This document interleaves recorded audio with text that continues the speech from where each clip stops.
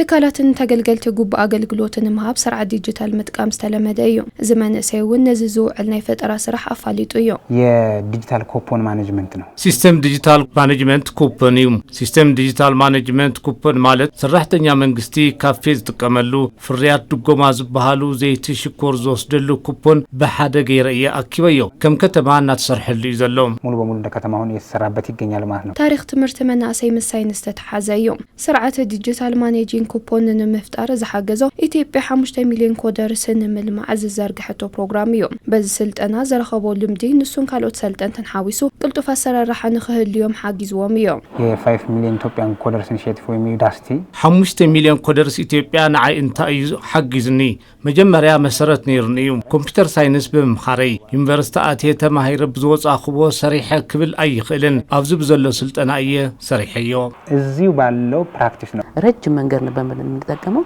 ነዊሕ መንገድ ይዝጥቀም ነይረ ሓጺር መንገድ ንኽጥቀም ሓጊዝኒ እዩ ንሕና ዳታ እንከበሉ መንገዲ ቁሩብ እዩ ነይሩ ይኹን ዳንበር ብዙሓት መንገድታት ስለዘለው ኣብዚ ተማሂረ በእነሱ በምን እንዴት አድርገን ኮሌክት እንደምናደርግ ከሱ ተመሪያለሁ ስልጠና ኢትዮ ኮደርስ ክእለት መናእሰይ ዘዕብ እዩ ካብ ኢንተርኔት ወጻኢ ከቢድ እናኾነ ዘሎ ዘመናዊ ህይወት ጥንኩር መሰረት እዩ ዝኸውን አንድ ኮምፒውተር እንድናደርግ ያግዘናል ሁለት ደግሞ ቀዳማይ ኮምፒውተር ክንገብር እዩ ዝሕግዘና ካልኣይ ድማ ከምቲ ዝፍለጥ ኩሉ ብቴክኖሎጂ ዝተሓገዘ እናኾነ እዩ ዘሎ ቴክኖሎጂ ንቅድሚት እምበር ንድሕሪት ዝምለስ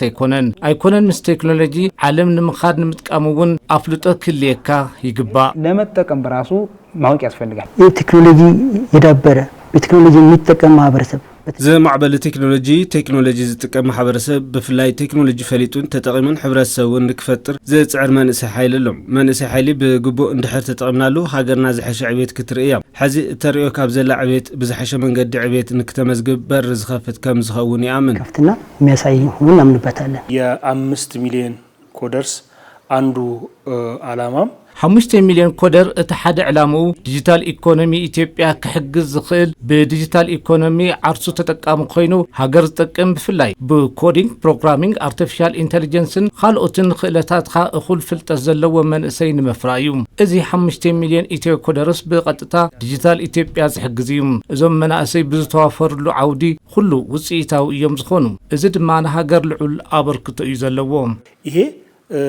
አንድ ትልቅ ለሀገር ኮንትሪቢዩት የሚያደርግ ነው አበዛ ሐለፍ 10 ተዋረህ ለል 800 ሺህ መናእሰያት ተመዝግቦም ስልጠና ይወስዱለው እዮም ለል 270 ሺህ መናእሰይ ስልጠናኦም ዛዚሞም ምስክር ወረቀት ክወስዱ ኽኢሎም እዮም ኢንተርናሽናል ሰርቲፋይድን የሚያደርግ ዓለም ለኻዊ ሰርቲፋይድ ዝገብረካ ኣብ ካሊ ቦታውን ኦንላይን እንድሕር ጌርካ ቅቡል ኢኻ ትኸውን ብናጻን ዋጋ ዘለውን ስለዝኾነ ኩሉ ንኽጥቀሙ ዝመክር ናብ ቴክኖሎጂና ነመርሕ ዘለና ዘመናዊ ቴክኖሎጂ ወለዶ ከፍራ ኣለዎ ጸጋታትና እዮም ጸጋታና እናወስኹ እዮም ዝኸዱ ስለዚህ እሴቶቻችን እየጨመሩ ይሄዳሉ ዓለምን ግሎባላይዝድ የሆነች ነው ያለችው ዓለም ግሎባሊ እናኾነት ያዘላ ዓለም ናብ ሓድና ተኣከበት ያዘላ ስለዝኾነ ምስ ኩሉ ማሕበረሰብ አውሽጥ ይኹን ወጻኢ ምስ ዘሎ ማሕበረሰብ ንምትሕዋስን ተበጻሕን ምዃንን ቴክኖሎጂ ምፍላጥን ምጥቃምን አገዳሲ እዩ የግድ ቴክኖሎጂ ማወቅ